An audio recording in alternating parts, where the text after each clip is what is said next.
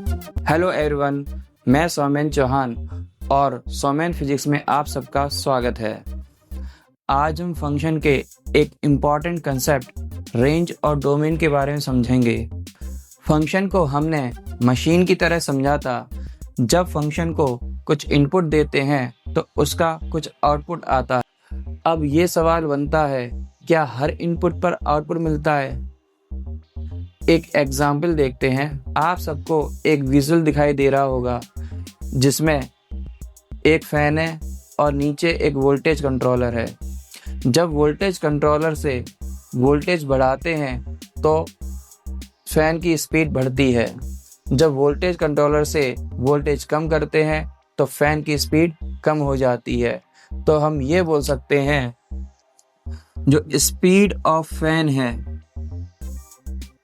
वो function of voltage होगा। यहाँ स्पीड वोल्टेज पर डिपेंड है।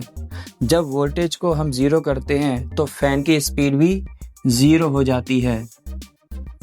जब वोल्टेज को हम 240 वोल्ट करते हैं तो फैन की स्पीड मैक्सिमम हो जाती है 1800 आरपीएम। जब वोल्टेज 240 वोल्ट से ज़्यादा करते हैं तब फैन की मोटर डैमेज हो जाती है और फैन काम नहीं करता। मतलब फैन को जब हम फंक्शन की तरह मानते हैं तो 240 वोल्ट से ज़्यादा वैल्यू को ये फंक्शन अलाउ नहीं करेगा। यहाँ पर ये फंक्शन 0 से 240 वोल्ट को अलाउ कर रहा है, उसी को हम यहाँ डोमेन बोलेंगे।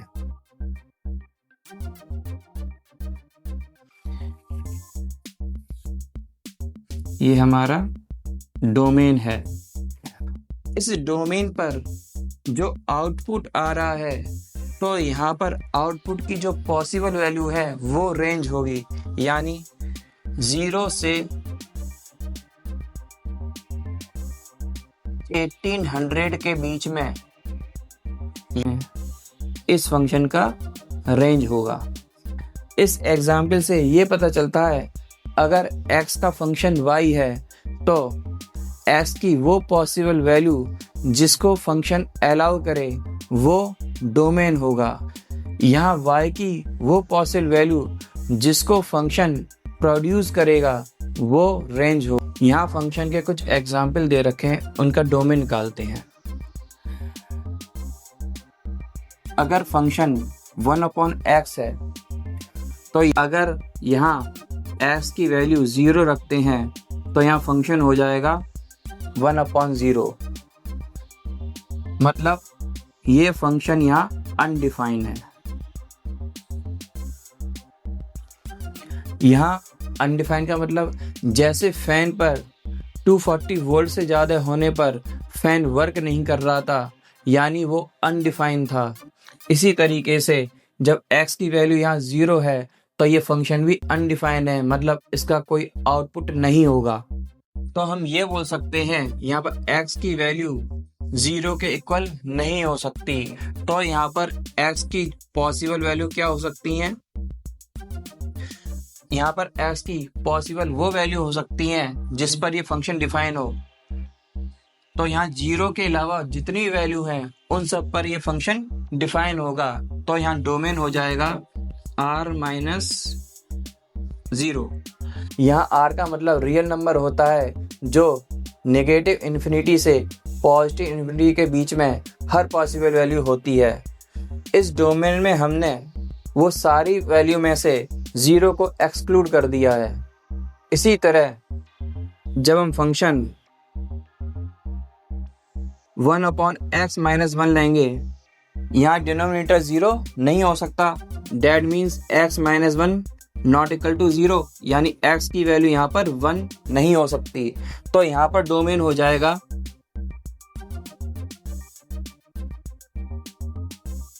r-1। यहाँ पर 1 इसलिए लिया है क्योंकि जब x की वैल्यू यहाँ 1 सब्स्टिट्यूट कर रहे हैं तो डिनोमिनेटर 0 हो जा रहा है। बिल्कुल सेम इसी तरह अगर हम फंक्शन लेते हैं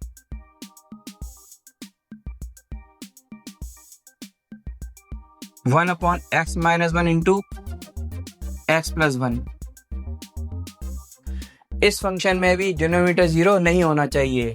इसका मतलब x-1 into x+1 not equal to 0 होगा, यानी x की वैल्यू 1 भी नहीं हो सकती और -1 भी नहीं हो सकती, यानी यहाँ पर डोमेन r -1, 1। अब अगर हम फंक्शन x² लेते हैं तो यहाँ पर x की हर वैल्यू पर फंक्शन का आउटपुट आता है, यानी यहाँ पर x की हर वैल्यू अलाउड है, तो यहाँ पर डोमेन होगा r।